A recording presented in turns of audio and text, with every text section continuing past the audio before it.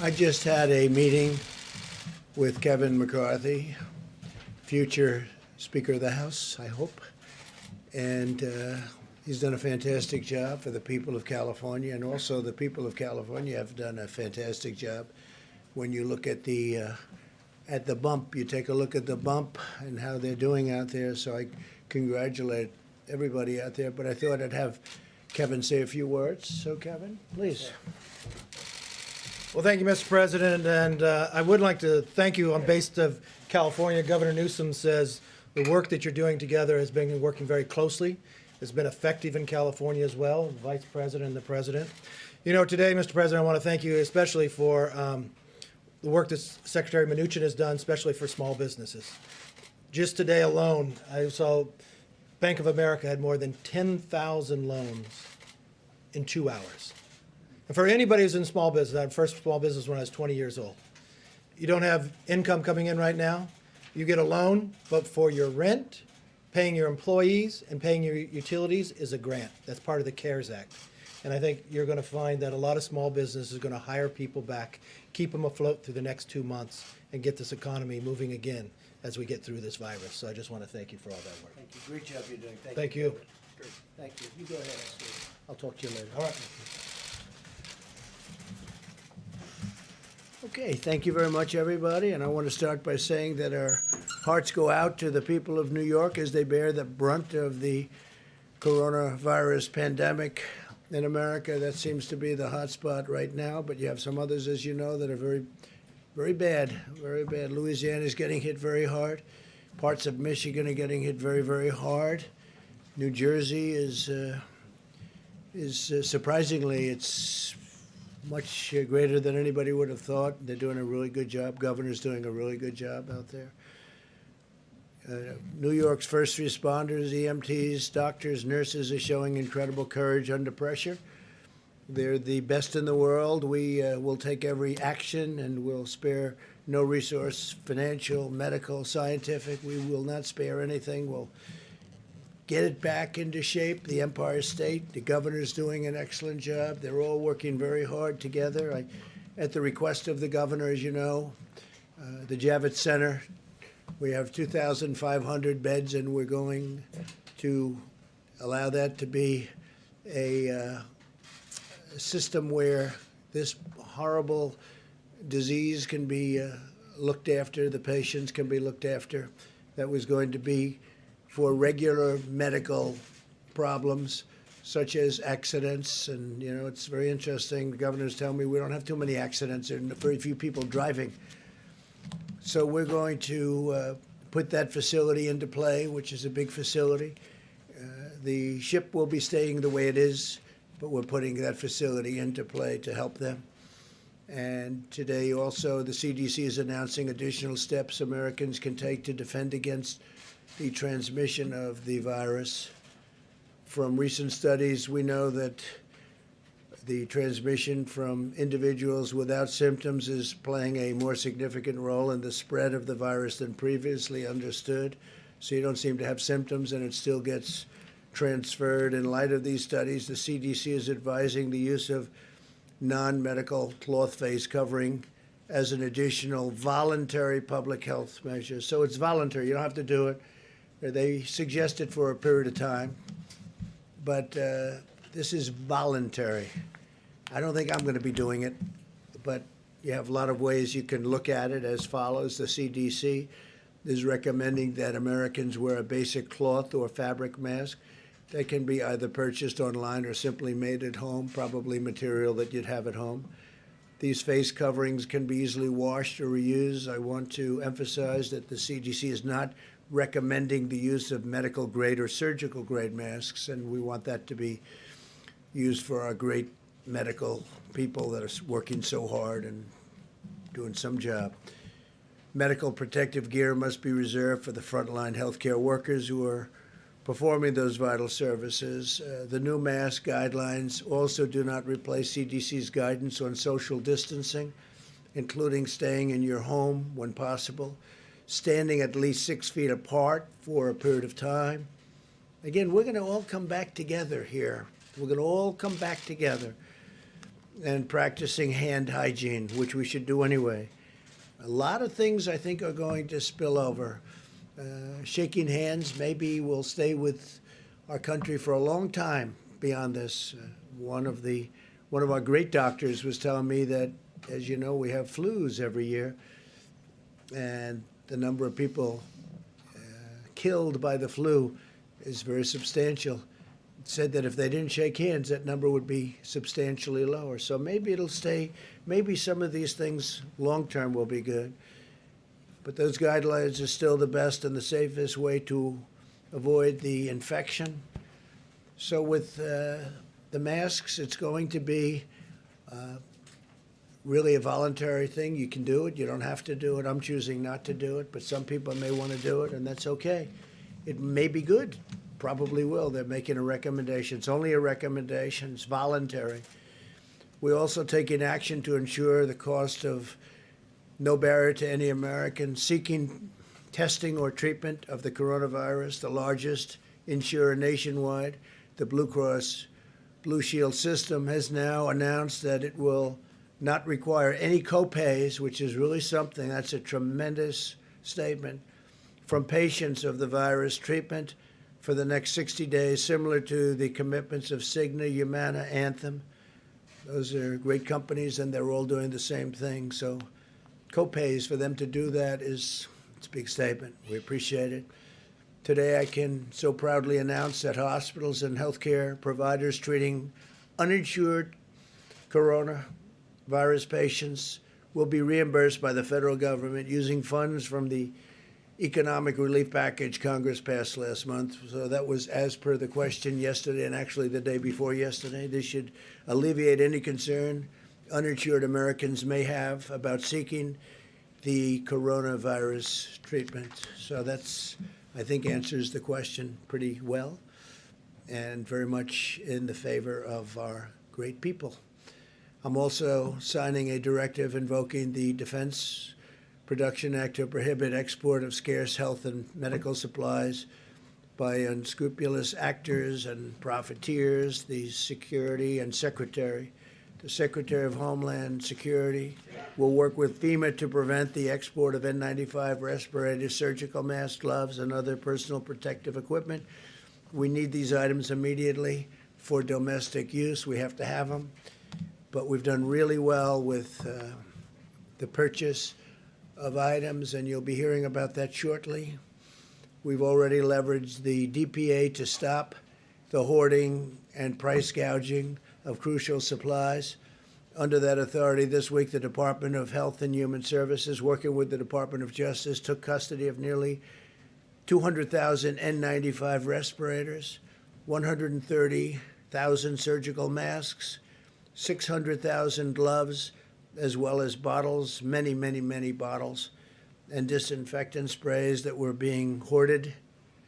All of this material is now being given to healthcare workers. Most of it's already been given out. And we've given a lot to New York, a lot to New Jersey, a lot to other places. In addition, to ensure that healthcare workers in New York have the protective equipment they need, the federal government, in the name of the Department of Defense, is providing about 8.1 million N95 respirators, Department of Defense, and we've already given 200,000 of them to New York City. Mayor de Blasio needed them very badly, so we got them to Mayor de Blasio in New York City. They were very grateful. 8.1 million, and we're going to be increasing that number from 8.1 million to more. That's a lot of N95 respirators. Today, my team spoke with the CEO of Ochsner Health and the CEO of LCMC, the two largest health systems in New Orleans.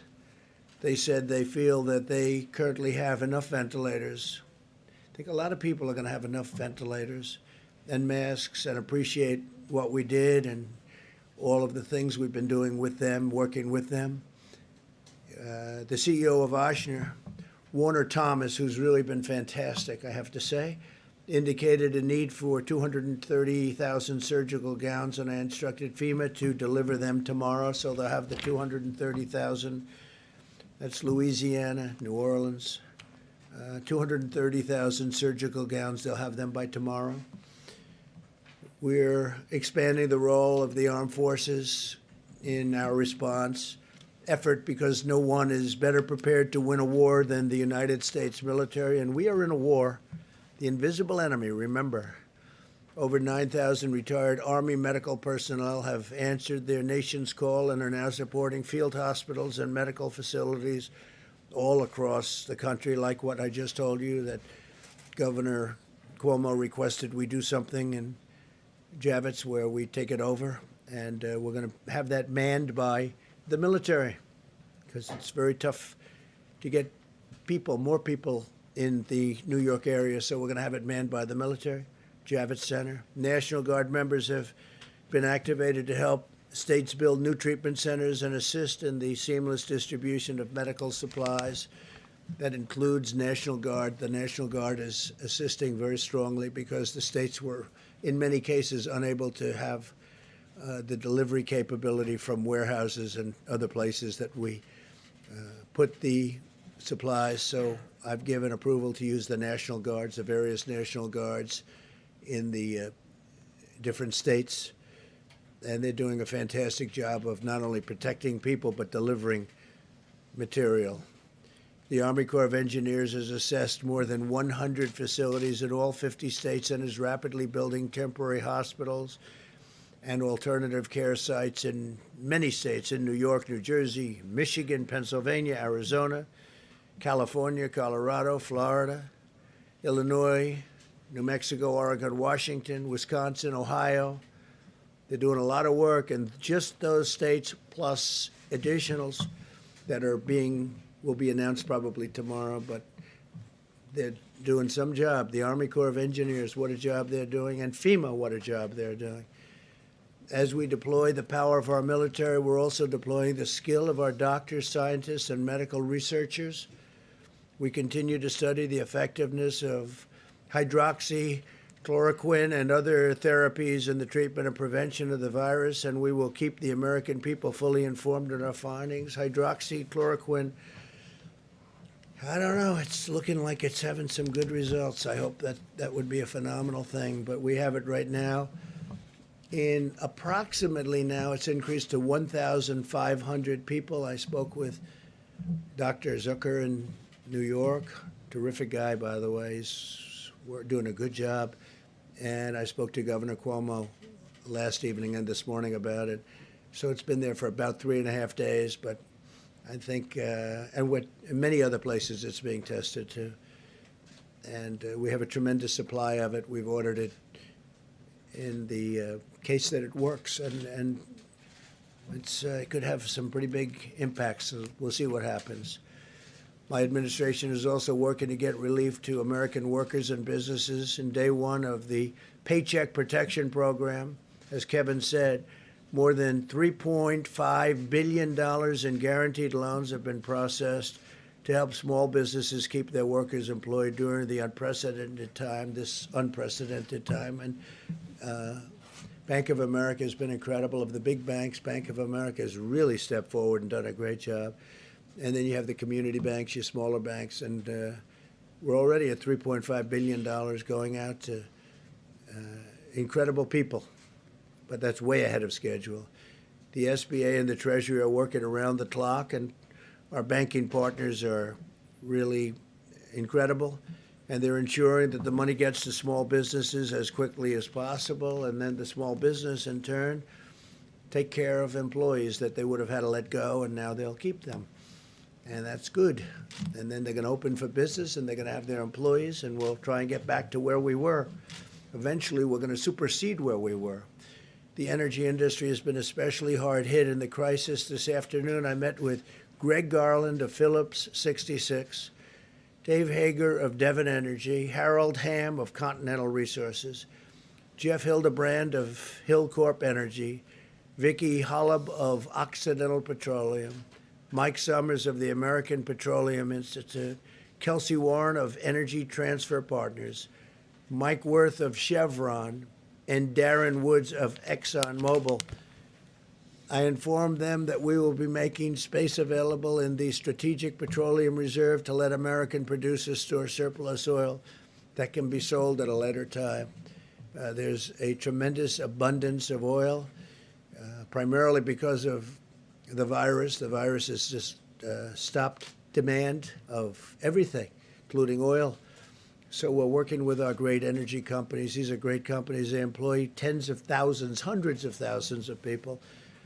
And they've kept America really going for a long time, and no big price hikes, no big anything. I mean, they've just kept it going, and now they got hit. But with all the jobs and all of the good that they do, we're going to make sure that they stay in good shape. America is engaged in a historic battle to safeguard the lives of our citizens, our future society. Our greatest weapon is the discipline and determination of every citizen to stay at home and stay healthy for a long time. And we want them to stay healthy for a long time. So stay at home. This is ending. This will end. You'll see some bad things, and then you're going to see some really good things. And it's not going to be too long. We will heal our citizens, and we will care for our neighbors, and we will unleash the full might of the United States of America to vanquish the virus. And with that, I'd like to ask Mike Pence to come up, Vice President, say a few words, and we'll have a couple of other quick talks on a couple of subjects, and we'll take questions. And it's a beautiful Friday in Washington, D.C., and our country's a great place, and we're getting better. We're getting better very quickly. This was artificially induced. We just said, they said, close it down. You have to close it down. We closed it down. And we're healing, and we're going to get it better fast. So, Mike, if you could come up, say a few words, please. Thank you, Mr. President. The President just outlined a number of the decisions that he made today on the unanimous recommendation of the White House Coronavirus Task Force.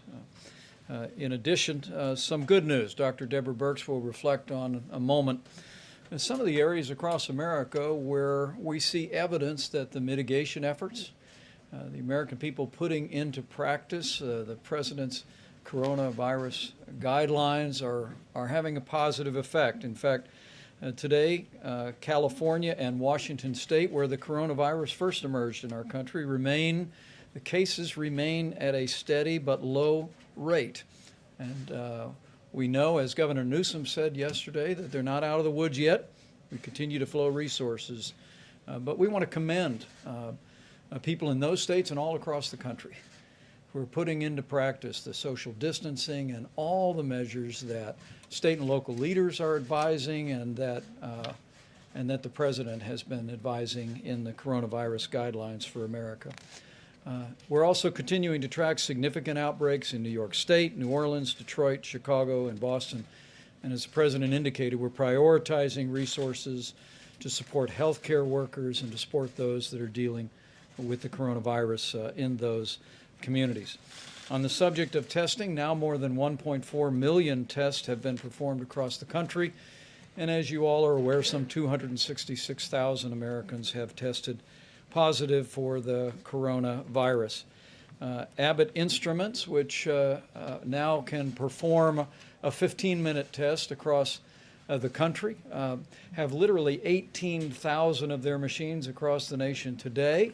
But at the President's direction, FEMA is acquiring over 1,200 more machines to distribute to every state public health lab in America, and also to our Indian Healthcare Service. And the big news, of course, over the last few days was that the FDA, once again in near record time, has approved an antibody test developed by Cellex. And we're continuing on the White House Coronavirus Task Force to examine ways that we can scale up these rapid tests and these innovative new tests, not just to meet this moment, but to lay a foundation for testing across the nation in the months ahead. As the President mentioned, he met with energy executives today and continues to engage with leaders of businesses all across the nation. We also held a teleconference today with commercial retailers. On the President's behalf, we thanked them for the way that people that operate malls and shopping centers around the country have embraced and enacted the coronavirus guidelines for America. It's had enormous impact on their businesses and their industries, but I heard from them their patriotic commitment to put the health of their associates and their customers first, and it was deeply inspiring. On the subject of supplies, the President detailed our work in that space. It continues to this day. Part of our air bridge, we had a flight arrive from China today to Columbus, Ohio.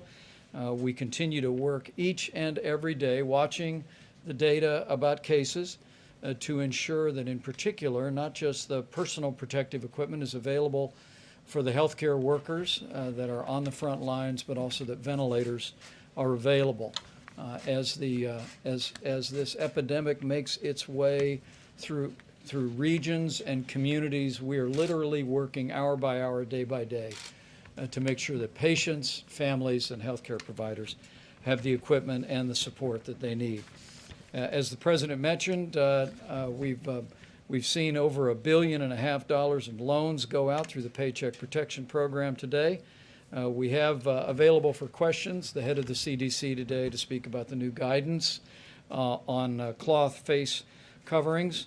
And Secretary Azar, in a few moments, will explain just how the President's decision to make sure that no American will ever have to worry about paying for testing or for coronavirus treatment.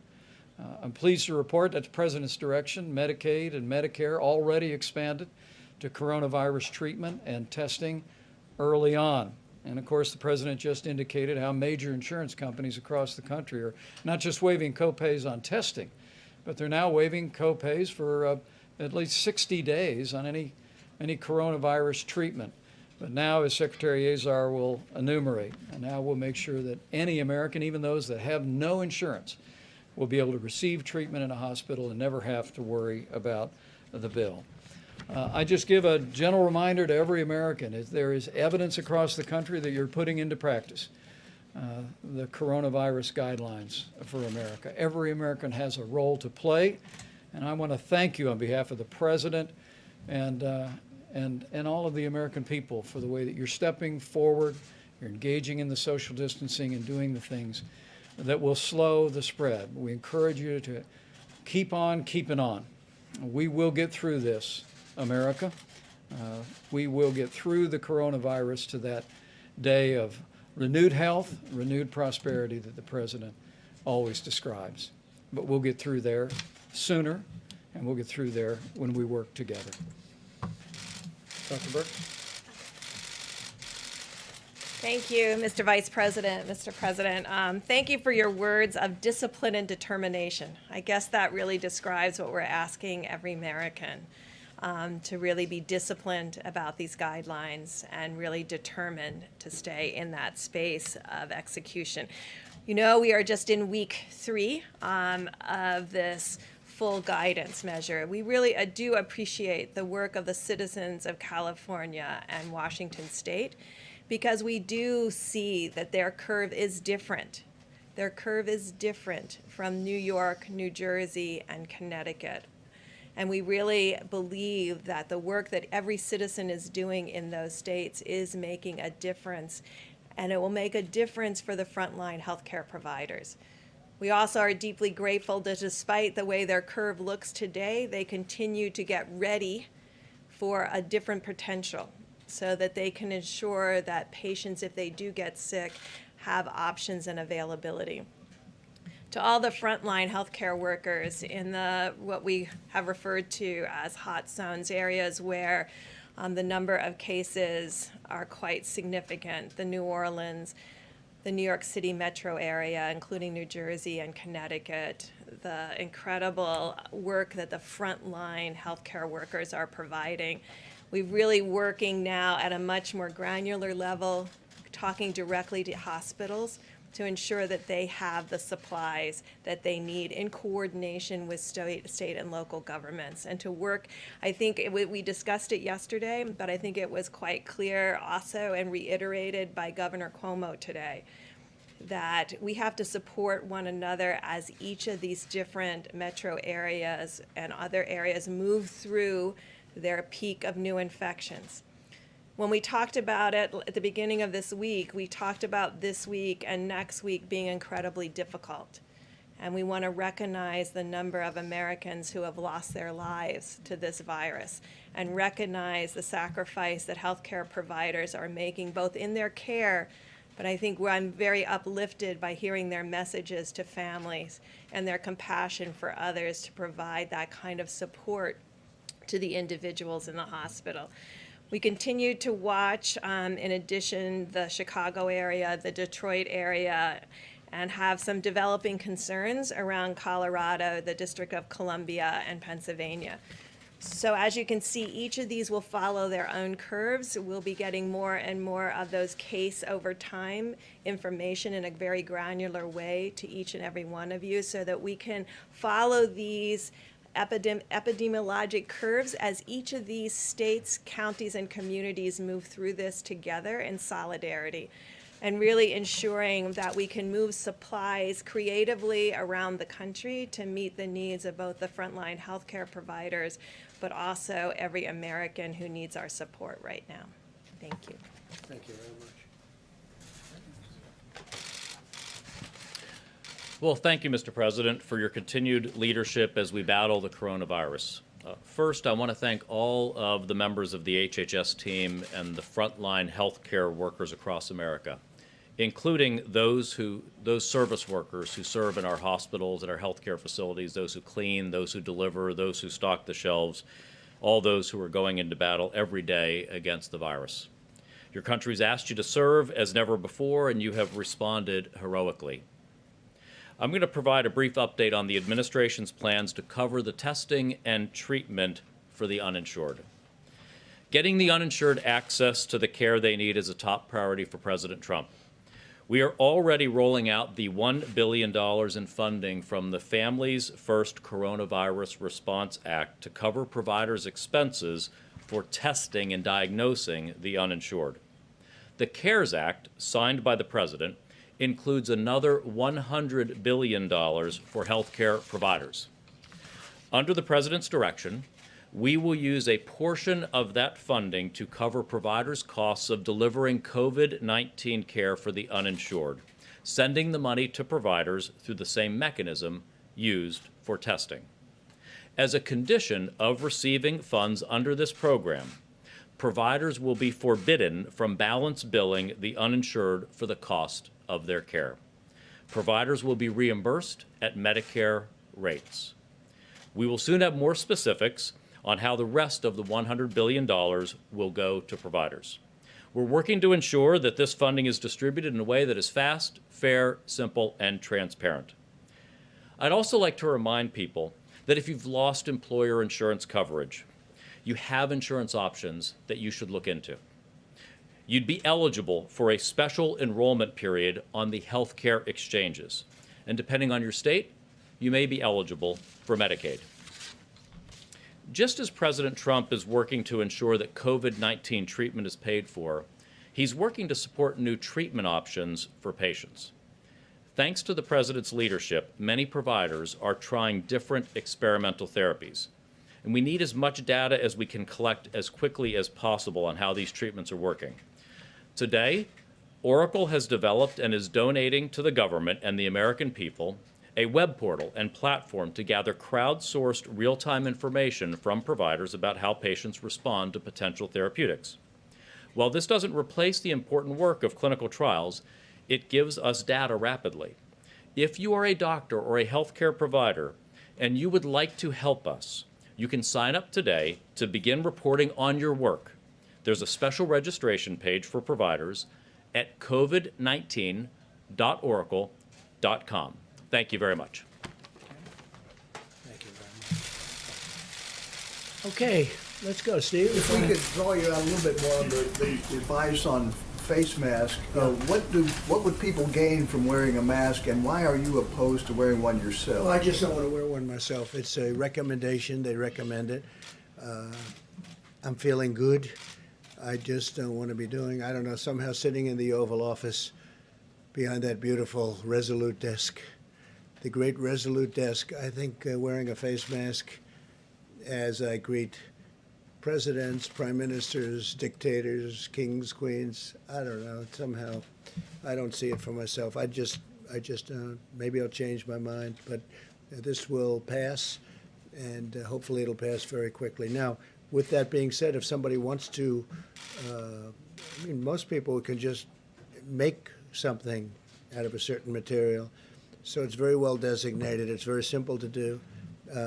I won't be doing it personally. It's a recommendation. Okay. Would you like to say something about that? Sure, absolutely. Surgeon General, please. Well, thank you, Mr. President, Mr. Vice President, Mr. Secretary, and CDC Director Redfield. I especially want to thank the folks at the CDC, and it's a great question that you ask. It's a fair question that you ask. I want to unpack the evolution of our guidance on masks because it has been confusing to the American people. First of all, I want people to understand that the CDC, the World Health Organization, my office, and most public health and health organizations and professionals originally recommended against the general public wearing masks because based on the best evidence available at the time, it was not deemed that that would have a significant impact on whether or not a healthy person wearing a mask would contract COVID-19. We have always recommended that symptomatic people wear a mask because if you're coughing, if you have a fever, if you're symptomatic, you could transmit disease to other people. What has changed in our recommendation? Well, it's important to know that we now know from recent studies that a significant portion of individuals with coronavirus lack symptoms. They're what we call asymptomatic.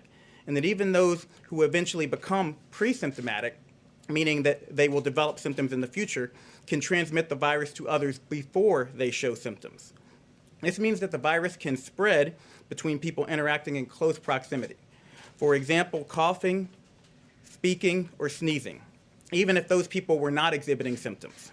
In light of this new evidence, CDC recommends and the task force recommends wearing cloth face coverings in public settings where other social distancing measures are difficult to maintain. These include places like grocery stores and pharmacies. We especially recommend this in areas of significant community-based transmission. It is critical, and the President mentioned this, the Vice President mentioned this. It's critical to emphasize that maintaining 6 feet of social distancing remains key to slowing the spread of the virus. But CDC is additionally advising the use of simple cloth coverings to slow the spread of the virus and to help people who may have the virus and do not know it from transmitting it to others. The cloth face coverings recommended are not surgical masks or N95 respirators. Those are critical supplies that must continue to be reserved for healthcare workers and other medical first responders as recommended by the current CDC guidance. As the President also mentioned, cloth face coverings fashioned from household items or made at home from common materials at low cost can be used as an additional voluntary public health measure. This recommendation complements and does not replace the President's coronavirus guidelines for America, 30 days to slow the spread, which remains the cornerstone of our national effort to slow the spread of the virus. CDC is always looking at the data. We've told you that from the beginning. Dr. Birx says it every single press conference. We're looking at the data, we're evolving our recommendations, and new recommendations will come as the evidence dictates. So I want to say if you do choose to wear a face mask, very important, wash your hands first because you don't want to put on a face covering with a dirty hand. Do not touch your face while you are wearing the face covering because, again, you could take materials from the surface, germs from the surface, and bring it to your face. If you choose to wear a face covering, please leave the N95 mask, the medical supplies for the medical professionals, healthcare workers, and frontline workers. Know that this is not a substitute for social distancing. And remember, this is all about me protecting you and you protecting me. This is about us coming together as communities. And if people voluntarily choose to wear a face covering, they're wearing it to protect their neighbors from getting the coronavirus because, again, they could have asymptomatic spread. So, Mr. President, thank you very much for that. Appreciate the opportunity to update everyone. Okay, John. Mr. President, Dr. Fauci last night recommended, said that every state should have stay-at-home orders right now. Do you agree with that? Should every state in this country have the kind of stay-at-home orders that we now see in places like I Washington? leave it up to the governors. The governors know what they're doing. They've been doing a great job. I guess we're close to 90% anyway. And states that we're talking about are not in jeopardy. No, I would leave it to the governors. I like that from the standpoint of governing, and I like that from the standpoint of even our Constitution. Please. Mr. President, to address the shortage in the blood supply, the Food and Drug Administration announced yesterday. Well, I pointed it out, Awesome. right? Thanks, I knew we Mr. had it. President. I heard a different Appreciate it. voice. I heard a much different voice. Go ahead. We'll get you later. Going to the oil meeting previously, Yeah. is the U.S. willing to cut domestic oil production? What came out of the meeting? What was the consensus? Well, a lot of things came out. It's a great industry. It's an important industry. It's a tremendous job-producing industry, and it's just vital. And it was also very interesting because they all were given the test before they came into the room. So you have the head of ExxonMobil, you have all these guys taking the test, and they all passed with flying colors. So that was good. They left happy in that respect, at least. There's just an overabundance of oil right now, oil and gas, a tremendous overabundance, and it was caused. They were doing a great job. They were producing a lot of energy, but then you had the virus come along and it knocked another 35%, maybe 40% off of the market. So there's too much oil. There's a glut, and these are great companies, and they'll figure it out.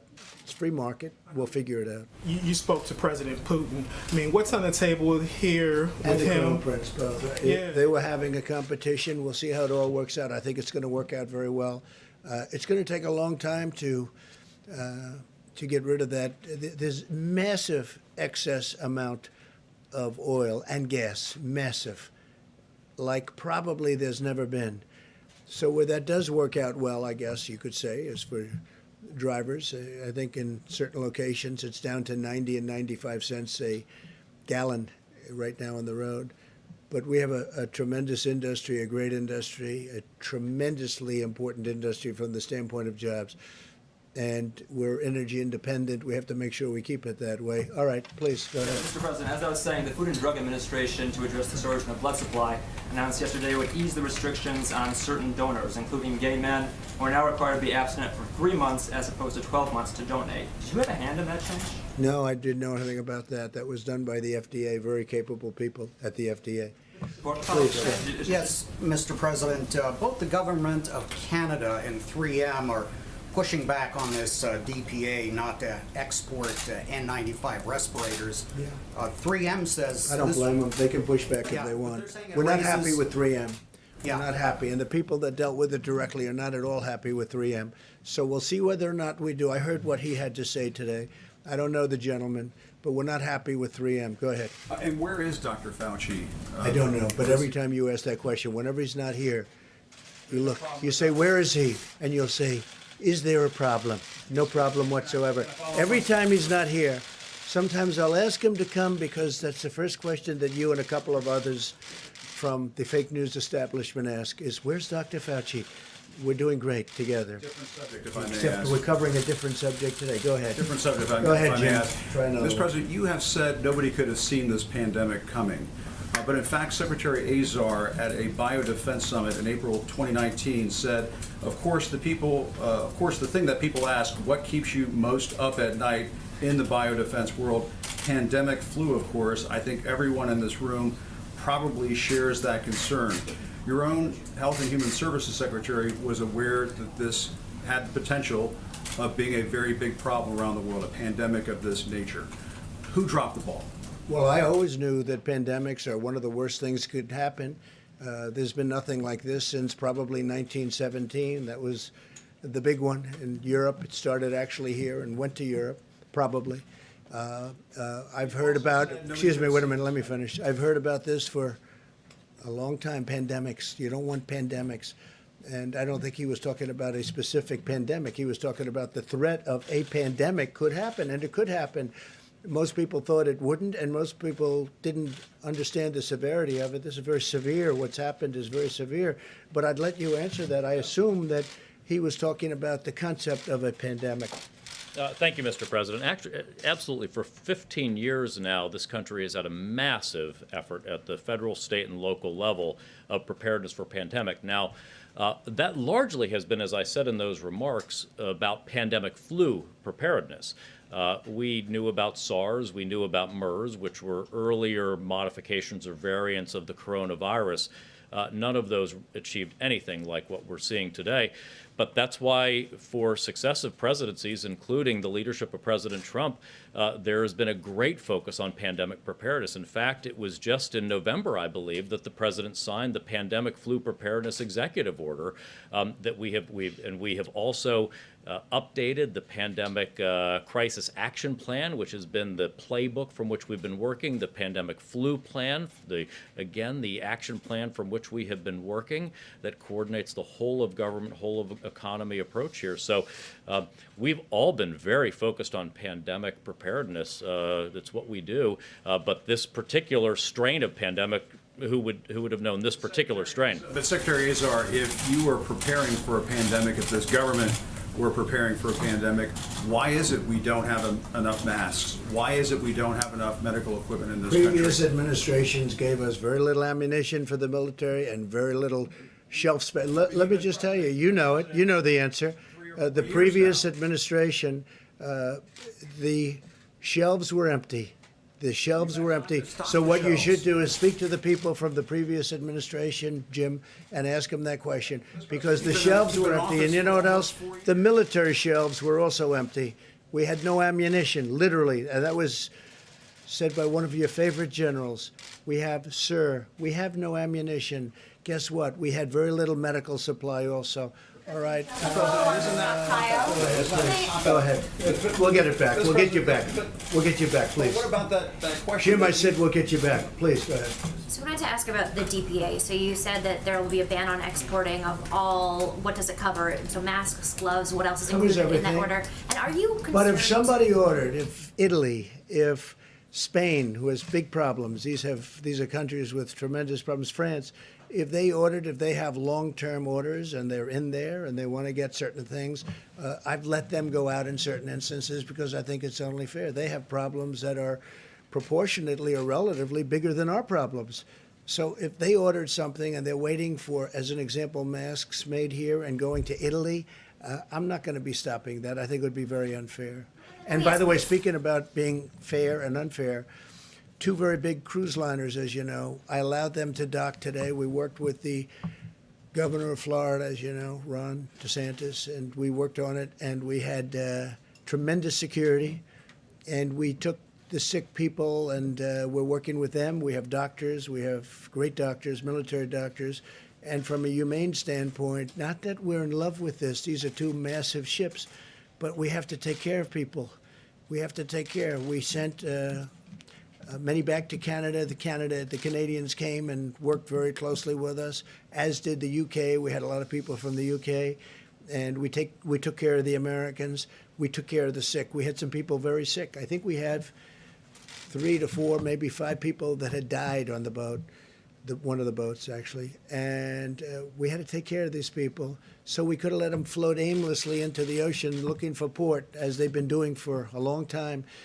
And I made the decision we had to take them in, and Homeland Security and a lot of other people did a great job. But we had to help people. These are people that were very, very sick. Some were dying, some died. Please. Not DPA. Can I just finish, please? Go ahead, go ahead. Mr. President, your staff today said that people in close proximity to you and the Vice President will get a coronavirus test. I'm wondering, are you concerned that the people you've been hanging around with may have the virus? No, I'm not concerned, no. I had a test yesterday. But what's the reason for the order for people who meet with you or talk to you? Why? I don't know. should I they mean, require a I test? heard from the oil executives, these are people, most of them had not had the test. And frankly, I think they left the room feeling good about a lot of things, but they felt good about the test. This was a test that took, I guess, 13 minutes to have it finalized. They took the test. I don't know. I didn't know they were doing that. Maybe they did it just for them. I don't know. But it seems that a lot of people, because now we have tests that really work well. Abbott, in this case, Abbott. We have other tests being developed right now that are also fantastic. The original tests, the ones we inherited, Jim, as an example, they were broken. They were obsolete. They were not good tests, and that's what we got stuck with. We've developed some incredible tests, but this took 13 to 15 minutes. and they were all fine. On the DPA, Go ahead, thank finish your yeah. question. So I just wanted to ask, so the problem some people have raised is that if the U.S. stopped exporting, what you could have is other countries then deciding reciprocally that they are going to stop exporting, and that the result of that then will be a net decrease in the amount of supplies that American doctors, American hospitals have. How do you address that? Well, I address it in the following manner. We really are very well supplied. We are not the principal. It's the hospitals, the states, the cities. They're supposed to get everything they can and stock up in case something like this happens. But nobody could ever have assumed that something like this happened. So we started supplying. We brought tremendous amounts to New York today and over the last few days. We brought them to Louisiana. We brought them to Michigan. We brought them to Los Angeles. A lot of equipment. You read the amount of masks that we had. I think I said over 8 million masks. The N95 masks, the more expensive, more complicated, better, whatever masks, the ones they want to use in the hospitals. We have millions of them now, and we've given them to a lot. We sent to Bellevue in New York today. That was from Mayor de Blasio, 200,000 of them. But we have 8.1 million. We're going to have more than that. And we're getting them from various sources, including the military. We're rapidly then replacing them because we have to replace them in case there's another emergency. I would be gowns too. We have many gowns being delivered and have been delivered. Our people have done an incredible job. Most people have said now, and I said this yesterday, governors have said, thank you very much, great job. If they're a Democrat governor, in some cases, not in all cases at all. If I said, here's 1,000 ventilators, how many do you want? We want 1,000. Here's 1,000. You got them. But you know what we're going to do? We're going to add another 5,000. Is that good? They said, wow, that's great. And then if Jim Acosta goes and says, are you happy with the president? No, he should have given us 10,000. That's what's happening. You know why? Because that's a standard political answer. And that's a shame because we have done a job like nobody's ever done a job. But we've just delivered a lot of masks. We've just delivered a lot of gowns and protective gear. But you're talking about a massive number. But as of this morning, people were very, very happy. Steve? Will executives ask you for a bailout of any No, they didn't sort? ask for a bailout. No. They asked for It was really more of a discussion than asking. We did discuss the concept of tariffs because, as you know, this was a dispute among a couple of countries that I think they want to be able to get it solved. They had a dispute. They had a competition, but they want to get it resolved. Russia and Saudi Arabia, I think they want to get it. Yeah, I think they want to get it resolved. I think they're working very hard. I mean, they told me they want to get it resolved. They're working very hard. Go ahead. Thank you. Yesterday, Jared Kushner said the notion of the federal stockpile was it's supposed to be our stockpile. It's not supposed to be state stockpiles that they then use. What did he mean by our? Oh, what are you asking? And I mean, given the fact that taxpayers from What's every that? I state gotcha. pays I gotcha. for it. You No, use it's the not a word gotcha. our. What do Our, mean you know by what it? our means? United States of America. That's what it means. It means the states. our. It means the United States of America. And then we take that our and we distribute it to the states. Not Say that we it's have not to, supposed to be state stockpiles that they then because we use. need it for the government and we need it for the federal government. But when the states are in, no, to also keep Giving it to if it's not to the states. to keep for our country because the federal government needs it too, not just the states. But out of that, we oftentimes choose, as an example, we have almost 10,000 ventilators, and we are ready to rock with those ventilators. We're going to bring them to various areas of the country that need them. But when he says our, he's talking about our country. He's talking, excuse me, he's talking about the federal government. I mean, it's such a basic, simple question, and you try and make it sound so bad. You ought to be ashamed of yourself. You know what? You ought to be ashamed. It's such a simple question. He said our, and our means for the country, and our means for the states because the states are a part of the country. Don't make it sound bad. Don't make it sound bad. Go ahead, Steve. Go ahead, back here. You just asked your question. You just asked your question in a very nasty tone. Let's go. You didn't give me an answer. Please. Mr. President, I gave you a perfect answer. You know it. Go ahead. well, just to follow up on that, when we have the federal stockpile, I mean, isn't that designed to be able to distribute to the states? Sure, if but they it's need it? also needed for the federal government. We have a federal stockpile and they have state stockpiles. And frankly, many of the states were totally unprepared for this. So we had to go into the federal stockpile. But we're not an ordering clerk. They have to have for themselves. Now, some of the states were in good shape. Some of the states were not in good shape. That's probably something you could expect. We have been helping states. We have been spending a tremendous amount of time, effort, and billions of dollars on making sure that they have what they have. I mean, take New York. We built them hospitals. I built them 4 hospitals, built them medical centers, sent a ship with 1,000 rooms and 12 operating rooms. And then on top of that, gave vast numbers of ventilators and vast numbers of surgical gowns, equipment, masks, everything else. Now, they had a chance to order ventilators over the years. They had a chance to order a very big, but they didn't choose to do it. We were there and we helped them. And I think the governor of New York is very thankful for the help that we gave. But we have a stockpile. It's a federal stockpile. We can use that for states or we can use it for ourselves. We do use it for the federal government. We have a very big federal government. Go ahead. Have you decided not to use your powers to be essentially a traffic cop for all the essential medical supplies that are We're needed? not a in this? traffic cop. We're a humanitarian cop. We help. It's like the ships. Do you think we wanted to take 2 big ships into our country that have obvious problems, and you know the problems I'm talking about? So I have a decision to make. Do I take them in or do I save lives? Okay? Do I take them in or do I save? I decided to take them in. And we have tremendous protection. We have great doctors there to help the people. They had 4 or 5 people that died. That was as of last night. They died on the ships. We took care of it. And now the people are in the process of, and many are already back in Canada, they're back in the UK, United Kingdom, and many of them were American citizens. Some were very sick. We're taking care of the sick people. We're testing all of the others very, very carefully. Very, very carefully. They are being tested like you wouldn't believe.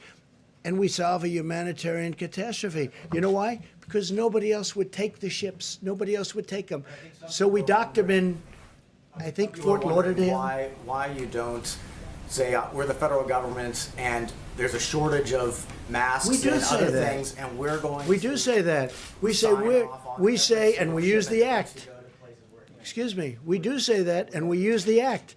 And we've used it a number of times very powerfully. And a lot of times we don't have to use it because we say we're going to use it if you don't do this or that. And then we also have companies that act incredibly well. We have plenty of them, mostly them. But we've used the act very powerfully. And a lot of times you don't have to exercise the act. All you have to do is tell them, look, if you don't do this, we're going to use the act. And we've done a good job with it, maybe a great job. Yeah. Mr. President, there are news reports that you want to sign the stimulus checks that are going out here in several months. Is that right? Do you want to sign those checks? Me sign? No. There's millions of checks. I'm going to sign them? No. It's a Trump administration initiative, but do I want to sign them? No. The people are getting their money. There's a lot of stimulus going in a lot of different ways. There's also stimulus going for companies that would, if it weren't for our government, would not, and some companies that were very strong a month ago.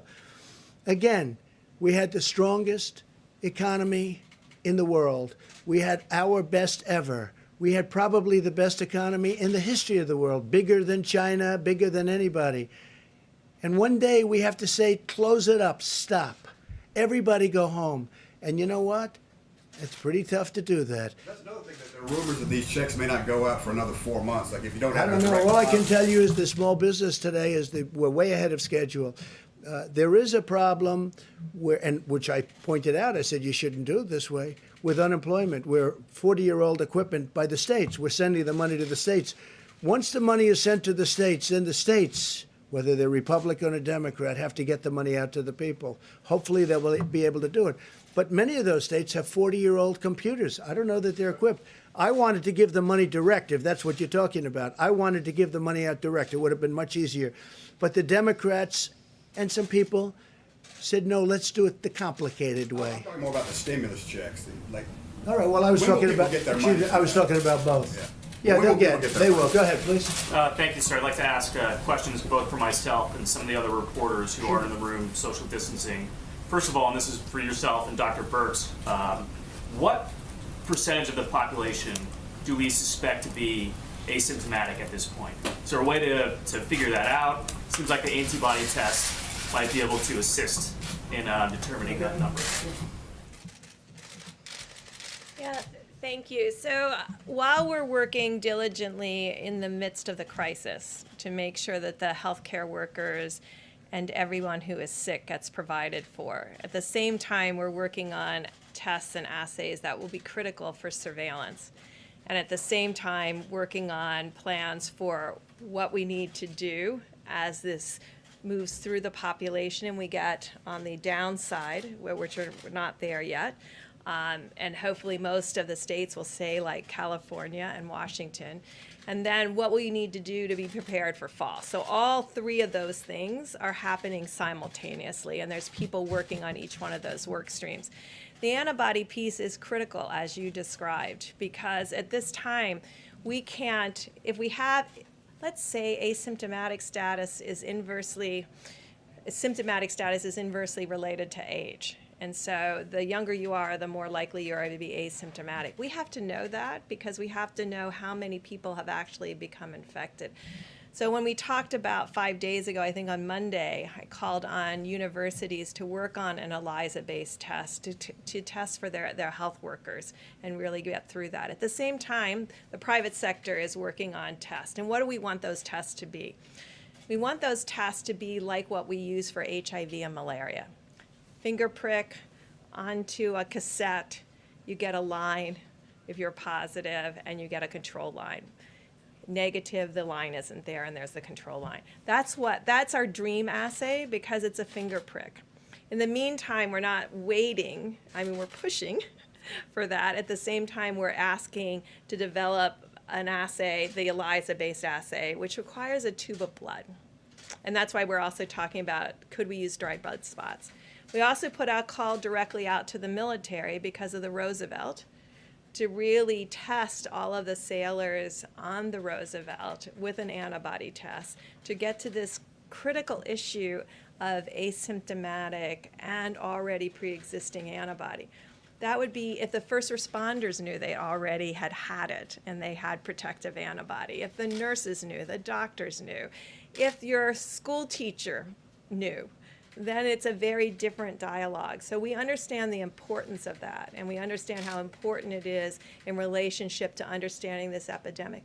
One other comment, because I know we're always saying who knew what when.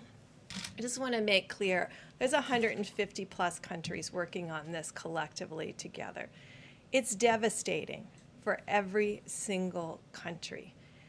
When we get through this, we can go back and look at what happened, where, and what does this epidemic look like. And when you get through it, then you can validate every model there is known to man.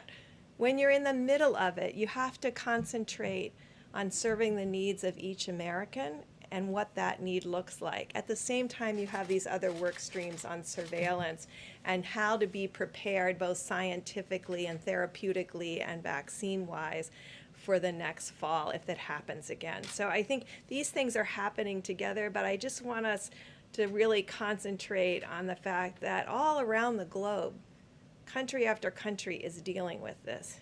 And we can talk about why didn't Italy do something, or Spain do something, or Germany do something, or we can really say right now, we all can do something.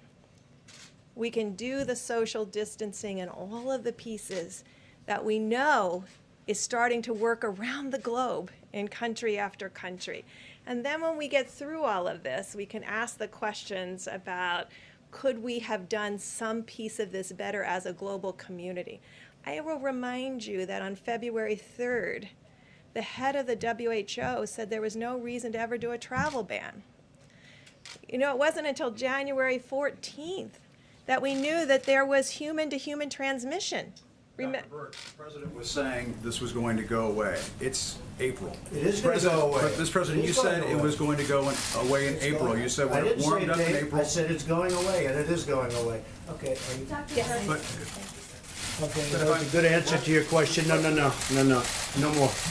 That was a long but a very good answer. That was I have a enough question for on you. Insurance coverage. Mr. President, on the insurance coverage for treatment, when your government is trying to make sure that people are covered on the treatment we're for gonna do COVID, does that include the 11 million people who are in this country illegally?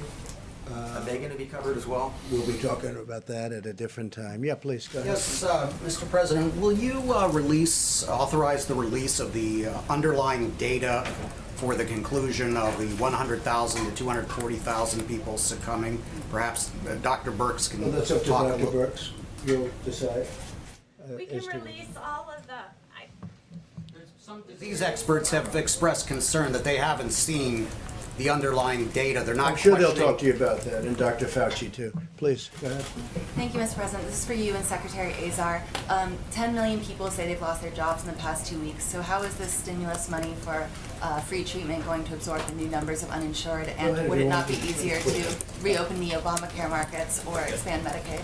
So, for an individual who had employer insurance, that's what I mentioned in my remarks. If you were employed and had insurance through your employer and you've now lost your job and lost that insurance, you now do have a special enrollment period where you may enroll in the individual exchanges of the Affordable Care Act. So that's existing law. Then what we're doing is taking from that $100 billion to providers, taking money and saying, if you're a provider and you care for anybody who's uninsured, we're going to compensate you for doing that. And we're going to compensate you at the Medicare reimbursement rates, and you are not allowed to bill that uninsured individual anything. So in many respects, it's better for those uninsured individuals. They're going to get first dollar coverage, they're going to get care in the United States, and the provider's going to be made whole from this program. So it's really an unprecedented, what President Trump is doing here with this money is an unprecedented disease-specific support of care for individuals to make sure that people get treatment. Will it still be billed if they test negative, or what about non-COVID I have a conditions? couple questions about supplies. One specifically on New York and the question of ventilators. Governor Cuomo is saying that New York may be days away from running out of ventilators. Can you assure New York that going into next week that they're going to have the ventilators that they're going to need? No, they should have had more ventilators at the time. They should have had more ventilators. They were totally underserviced. We're doing our best for New York. You know, we have states. We have a lot of states. We have territories too, but we have a lot of states that have to be taken care of, some much more so than others. We've worked very well with the governor. We happen to think that he's well served with ventilators. We're going to find out. But we have other states to take care of. We have a big problem in Louisiana. We have a big problem in Michigan. We have a big problem in 7 other really strong hotspots. But we're doing the best we can. I wish they did the original orders 3 years ago. They would have had all the ventilators they needed, although even then they wouldn't, because if you look at what the original request was from New York, it was far greater than anybody ever heard. And we've supplied a lot. I told you, we supplied some just today to New York, and we supplied some yesterday to New York City. Did you have one in the back? Yeah, please. If I could say, this is why the question of the stockpile was asked earlier is so important. I don't think that was the question. No, it was a very important question because what Jared Kushner said yesterday is that the federal stockpile is for use by the federal government, not for the states to have access to. So you seem to be saying different. So did Jared Kushner misspeak yesterday? No, he is didn't. that federal He didn't misspeak. stockpile He used the word available to the our. states? Okay, our. Our is referring to our country. The states, to the best of my knowledge and to the best of your knowledge, are a part of our country. We are taking what is in the federal stockpile and we are helping states all over the country. But we also want to keep some because when that surge comes, when you hit those peaks, we have to be able to have the flexibility to take those ventilators and bring them to Louisiana, New York, Detroit, different places. That's all. You will be using But them the for the word, states that oh, need of them. course, we're not using them anywhere else. We're not going to be using them, John, anywhere else. But we want the flexibility because, you know, we don't even know when the surge is coming, but it's coming soon and it's going to be big. And some areas won't have it. Some areas will be pleasantly surprised, just like we've been. You look at the chart. States that I thought would have been maybe a disaster turned out to be really, they've done a great job. Some states are really trouble. But you don't know. You don't know. We have great flexibility. I would have preferred giving them all out. We'd have nothing. And now when we have a surge, we can't get them back from where we gave them because it's very tough to take them back. So we have tremendous flexibility.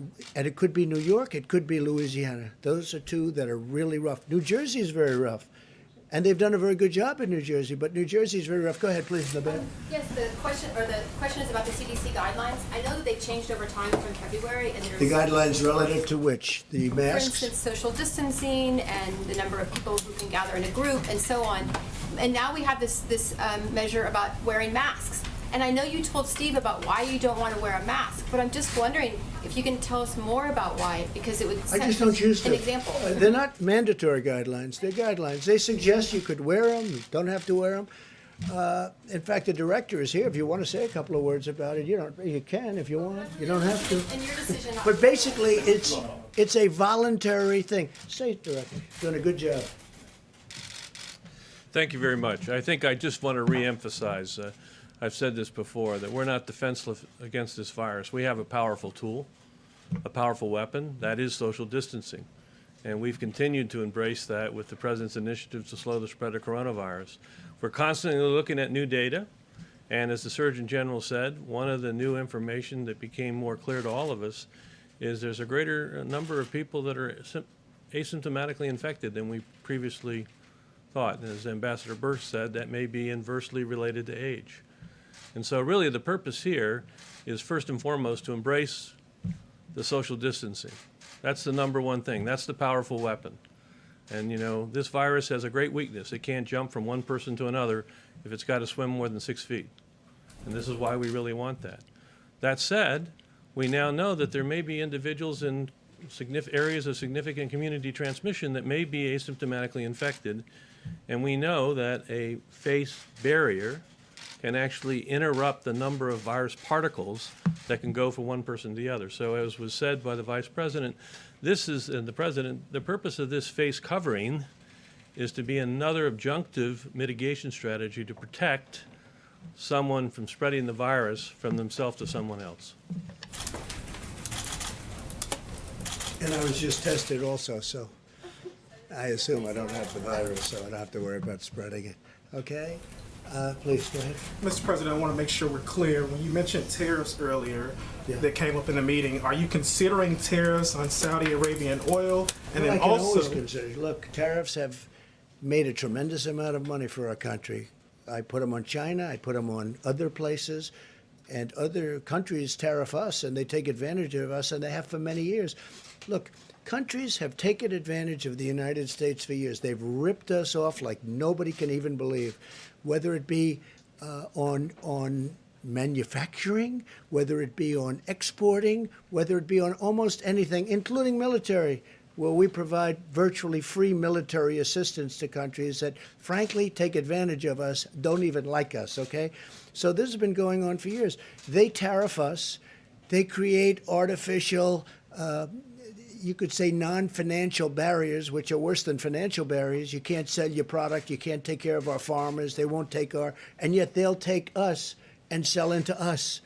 And we won't charge them anything for doing it. Look, they've taken advantage of us for years. Tariffs are a way of evening the score. Tariffs are a way of just neutralizing. They have tariffs on us, and we now can put tariffs on them. Am I using it for oil? It's something we can. No. Am I doing it now? No. Am I thinking about imposing it as of this moment? No. But if we're not treated fairly, it's certainly a tool in the toolbox. and what about with Russia? Would you consider maybe lifting sanctions or giving some sanctions Well, relief? it would be if the they- same thing. No, it would be the same thing. They are having a dispute, the two countries, and it's hurting the rest of the world because it's really hurting the energy industry. Russia is being hurt unbelievably badly, and Saudi Arabia is being hurt unbelievably badly because oil and gas is a primary, that's where they get most of their income. And this is a price like from the 1950s. All right? It's a price from the 1950s. They are being hurt very badly. I think they're going to settle their dispute pretty quickly. Why, on the oil, why do you Go think ahead, they're please. Mr. President, looking to raise the price? Why do you think you haven't been more successful in getting them to increase production in Russia and Saudi Arabia? Well, they have increased production. That's what they've done. They've increased it so much that there's, so you meant the opposite.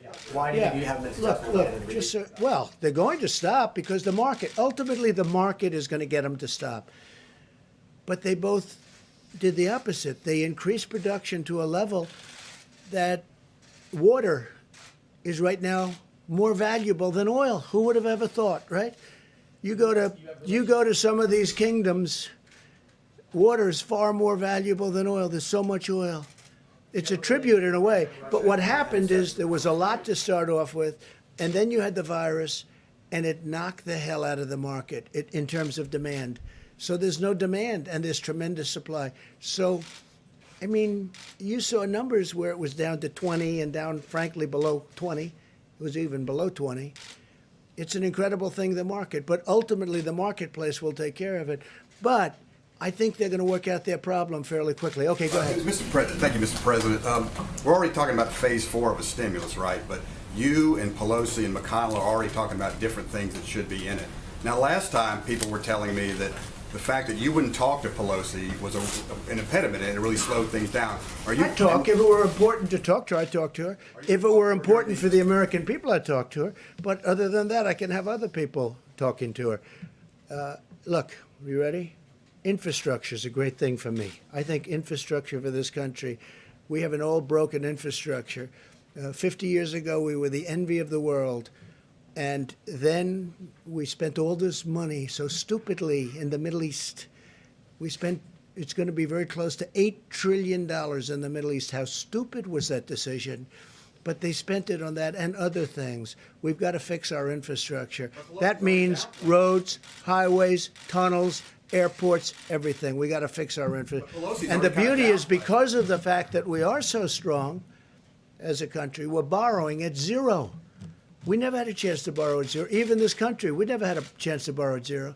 We're going to borrow. This is a great time. So we can fix our infrastructure and we'll have almost no interest costs. This is the time to do it. Steve, one more question. The death toll projections that you shared with us earlier this week, are we still on the current trajectory for that, or have social... Which one? I have many trajectories for many things. 100 to 240,000.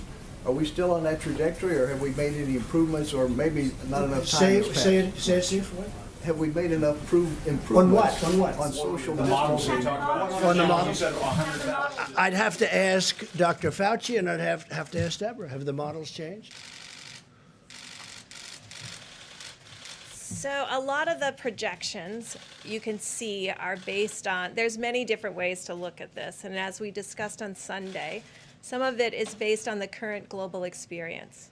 We're about, I think, 6.5 or 5.5 times the size of Italy, a different factor in Spain, and we look at all of those, what their projections are, where they are currently, and where that is going. And so a lot of the work is based on how this virus has moved through other populations.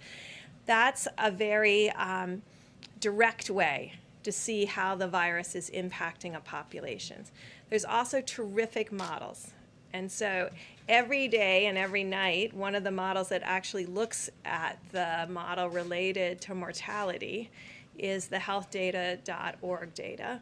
And they update it every night, and you can see where we are in that projection. I think in the last run of that model, they were at 93,000 or something in the model. Now, all of that can be changed by our behaviors.